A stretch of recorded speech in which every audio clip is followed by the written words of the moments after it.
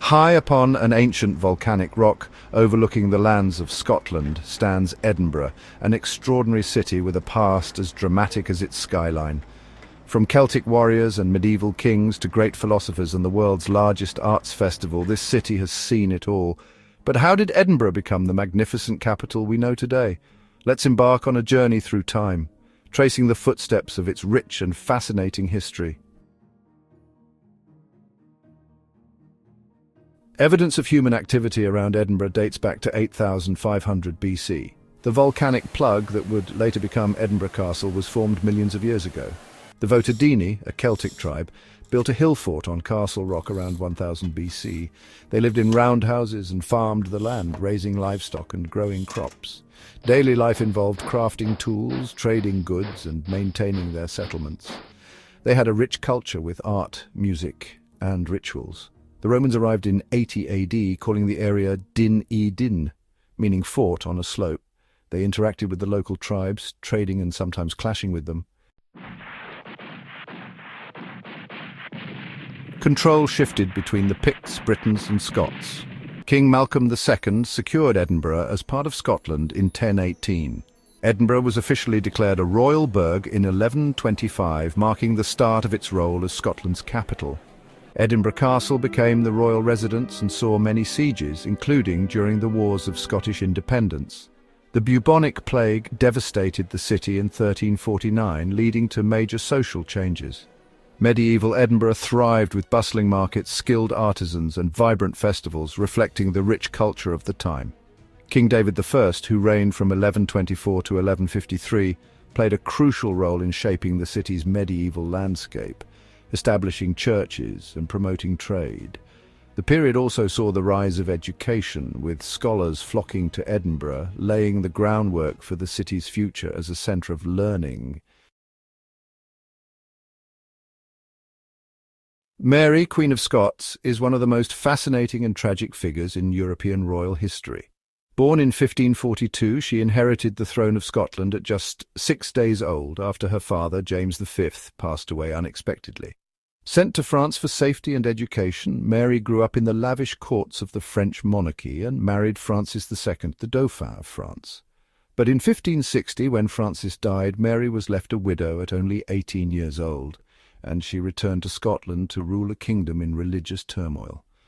As a Catholic queen in a Protestant nation, her reign was filled with conflict. She married Lord Darnley in 1565, hoping to strengthen her rule, but his arrogant behaviour and eventual murder threw her reign into chaos. Soon after, her controversial marriage to James Hepburn, Earl of Bothwell, implicated in her husband's death, led to rebellion and Mary's forced abdication in 1567 in favour of her infant son, James VI.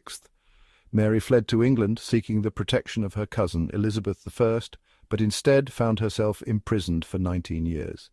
As a Catholic figurehead with a legitimate claim to the English throne, Mary was seen as a threat by Elizabeth. In 1586, after the Babington Plot, a Catholic conspiracy to assassinate Elizabeth, Mary was sentenced to death. She was executed in 1587 at Fotheringhay Castle, just 44 years old. Despite her tragic end, Mary's legacy endured through her son James VI, who later became James I of England, uniting the crowns of Scotland and England. Mary's dramatic life, filled with love, betrayal, and political intrigue, has been immortalized in literature, film, and documentaries. Her story of ambition, loss, and resilience continues to captivate audiences to this day. Edinburgh flourished as a commercial hub in the 15th century, emerging as a centre for trade and culture. The University of Edinburgh, established in 1582, stands as one of the world's oldest universities. It significantly influenced Scottish intellectual history, driving progress in science, medicine, and the humanities. John Knox and the advent of Protestantism transformed the city's religious landscape in the 16th century. Knox's passionate sermons and writings were pivotal in the Scottish Reformation, leading to the formation of a Presbyterian church. In 1603, King James VI of Scotland ascended as James I of England, relocating to London but leaving Edinburgh as the Scottish capital. The city was pivotal in Scotland's resistance against English rule during the 17th century, retaining its importance through challenging times.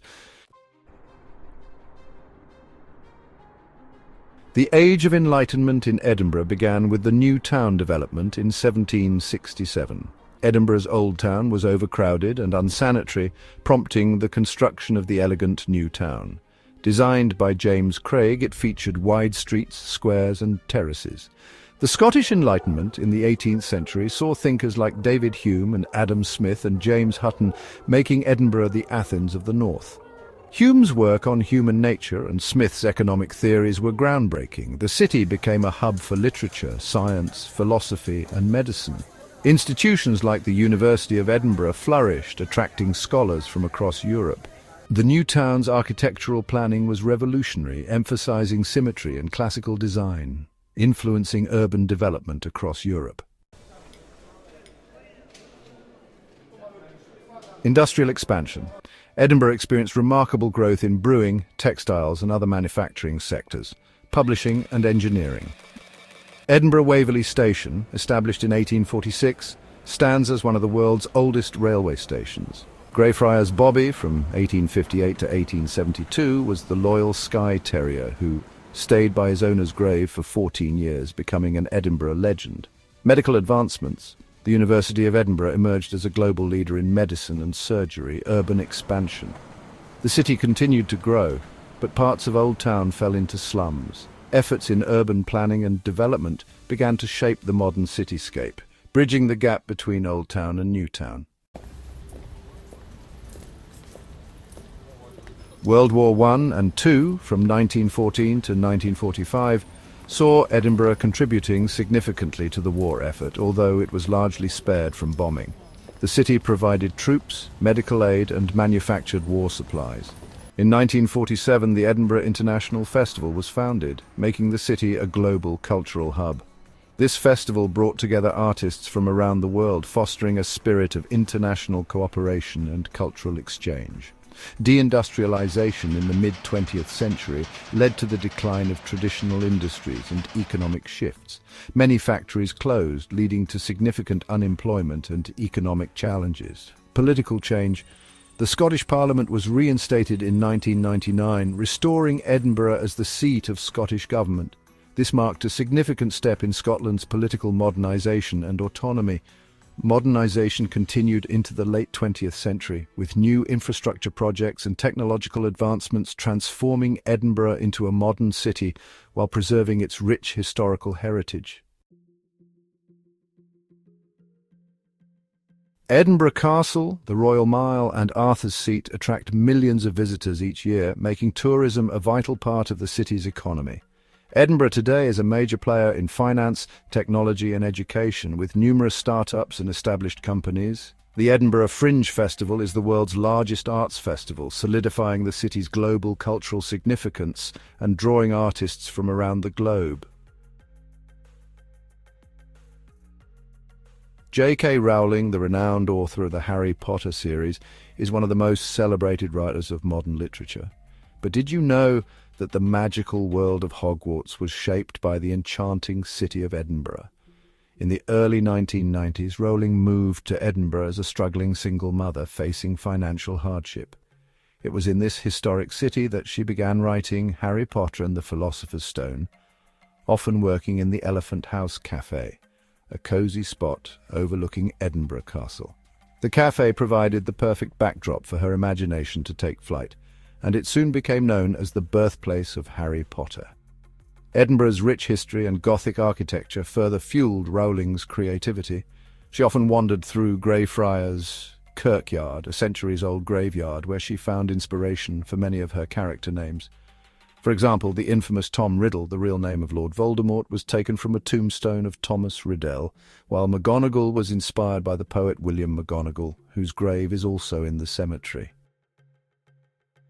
From the towering spires of George Heriot's school, a real-life Hogwarts look-alike, to the winding streets of the Royal Mile, Edinburgh's mystical charm left an unforgettable mark on the Harry Potter series. Today, fans from around the world visit the city to walk in Rowling's footsteps, exploring the very places where magic was brought to life. Edinburgh wasn't just a setting for Rowling, it was the spark that ignited one of the greatest literary phenomena in history. The city continues to evolve with eco-friendly initiatives and green buildings while preserving its rich history. Edinburgh's vibrant culinary scene and nightlife also contribute to its modern charm, offering a blend of traditional and contemporary experiences. What part of Edinburgh's history fascinates you the most? Share your thoughts and stories with us. Let us know in the comments below. If you love history, like, subscribe, and share this video to support our channel. Don't forget to hit the notification bell to stay updated. Follow us on social media for more historical content and updates.